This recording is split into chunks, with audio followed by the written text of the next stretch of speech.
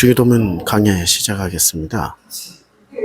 하늘에 계신 우리 아버지여로 시작하는 이 주기도문은 하나님은 하늘에 계시다라는 것이 전제 조건으로 시작하는 것처럼 여겨지지만 결코 그렇지 않습니다. 하나님은 하늘에 계시지 않다라고 이야기하는 겁니다. 하늘이 무엇인지를 알게 되면 왜 이런 얘기를 하는지 알게 될 겁니다. 우선 전제 조건이 있습니다. 하늘을 이해하기 위해서 제일 먼저 하나님은 당신이 창조하시거나 혹은 당신이 있어야 될 본래에 존재해야 될 자리에 계시는 겁니다.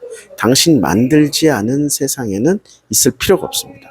이게 전제 조건입니다. 우선 창세기 1장에 보면 하늘을 자세히 설명하고 있습니다. 창세기 1장 1절에 태초에 하나님께서 천지를 창조하시느니라. 그러니까 하늘, 땅을 창조하셨습니다. 그 다음에 1장 8절에 하나님이 땅과 하늘 사이에 궁창을 두었습니다. 그리고 그 궁창을 하늘이라고 부르셨습니다. 창세기 1장 8절에 궁창을 만드시고 하늘이라 칭하셨습니다. 그리고 1장 1절에 나타난 하늘과 그 다음에 1장 8절에 땅과 그 하늘 사이에 1장 1절에 하늘 사이에 궁창을 하늘로 만들었기 때문에 하늘을 두 번 만들었습니다. 그래서 히브리인들은 하늘을 복수로 사용합니다.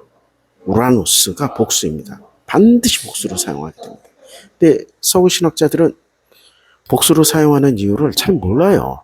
그냥 복수다 이렇게 얘기하는데 창세기 1장에 보면 하늘을 두 개를 만들었기 때문에 반드시 하늘은 복수로 쓰게 되어 있습니다. 땅은 단수입니다. 그래서 히브리인은 언제나 복수로 하늘을 사용하고 창세기 1장 17절에 그 궁창을 만들었고 그 궁창이 하늘이 되었잖아요. 그 궁창에다가 땅을 비추게 하시는 것들을 두었습니다. 1장 17절에 하나님은 그것들을 하늘의 궁창이 되어 땅을 비추게 하시며 그러니까 그것들이 무엇입니까? 해, 달, 별들입니다. 사람들은 이때부터 무슨 일이 벌어졌냐면은 해, 달, 별을 하나님이 만드셨구나. 저것이 우리들에게 굉장히 유익하구나라고 생각하지 않고 어느 순간부터 해, 달, 별을 숭배하기 시작합니다. 그들은 피조된 하늘에 있는 숭배 대상이었어요. 그래서 이의 하늘은 인간이 해달별을 숭배하던 해달별의 증강현실이 되었다는 겁니다. 증강현실이 뭐죠? 현실 위에 또 다른 현실을 얹어놓은 거예요. 근데 그거는 해달별은 존재하지만 그러나 해달별을 하나님이 숭배하라고 놔둔 게 아니란 말이에요. 때와 징조와 날과 이런 것들을 알으라고 놔둔 거지. 하나님을 알으라고 놔둔 거지. 그것 자체를 하나님의 신성성을 부여해서 하나님처럼 숭배하라고 놔둔 건 결코 아닙니다. 결코 아니에요.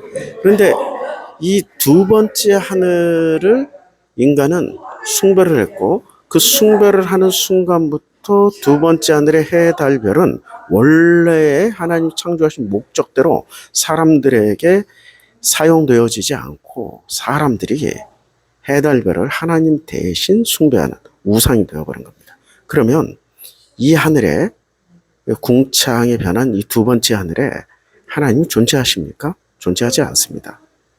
그럼 거긴 뭐만 존재하는 거죠? 해달별의 창조 목적과 다른 용도로 사용되어지는 우상신이 존재합니다. 그럼 그건 원래 있는 건가요? 아예 없는 건가요? 없는 것을 믿는 거죠. 없는 것을 믿는 거예요. 그런데 사람들은 끊임없이 그것을 숭배합니다.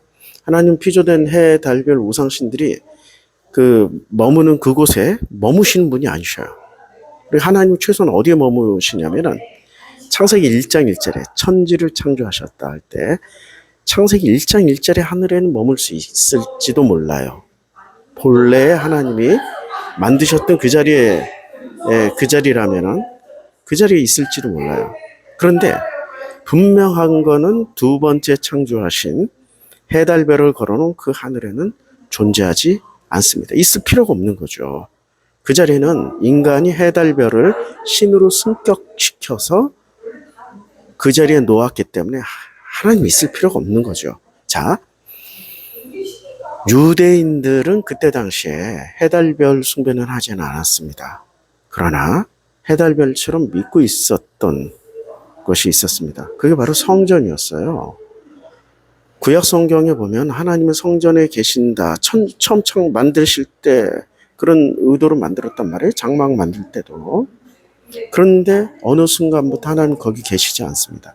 말라기, 이사야 모든 구약 성경은 하나님은 이제 더 이상 성전에 계시지 않습니다.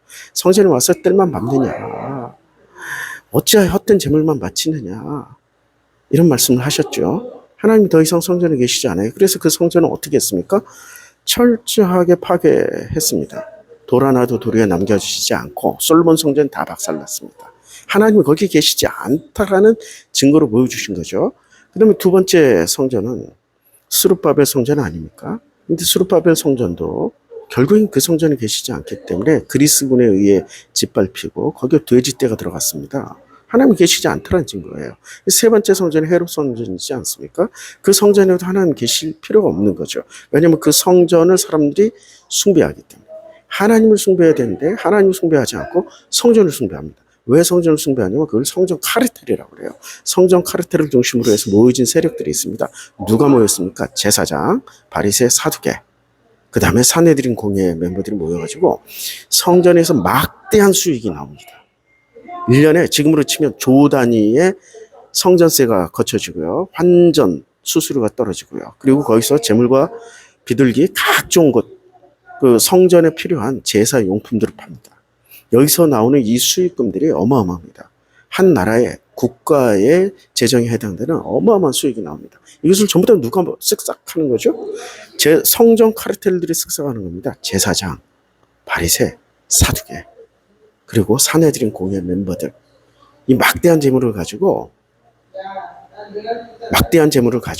사람들을 속이는 거죠. 그래서 하나님은 어디에 계셔야 되는 거예요? 이 제사장 카르텔에 의하면 하나님은 성전에 계셔야 되는 겁니다. 그런데 성전에 계시지 않다라고 예수가 얘기하면 제사장 카르텔은 어떻게 되겠습니까? 충격을 받는 거죠. 자기들이 돈과 권력을 가질 수 있는 통로가 막히는 거죠.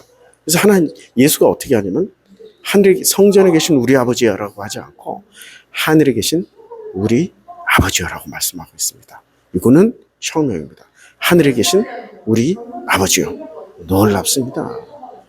그래서 예수가 하늘에 계신 우리 아버지여라고 시작하는 이 주기도문은 그때 당시나 지금이나 우리들에게 쇼크와 충격을 주시는 겁니다. 지금도 마찬가지지 않습니까? 하나님은 어디 계셔요? 하나님은 하늘에 계시잖아요. 그런데 지금 교회는 어떻게 가르치죠? 교회에 계신다고 그러죠. 성전에 계신다고 가르치지 않습니까? 2000년 전에 유대교는 똑같은 패턴으로 성전 카르텔을 만들어서 우리를 속이고 있습니다. 예수는 여전히 우리에게 이렇게 말씀하십니다. 주기도문을 가르쳐 주실 때 처음 시작하는 그 말씀을 하늘에 계신 우리 아버지요. 이 말씀은 성전에 계시지 않다. 감사합니다.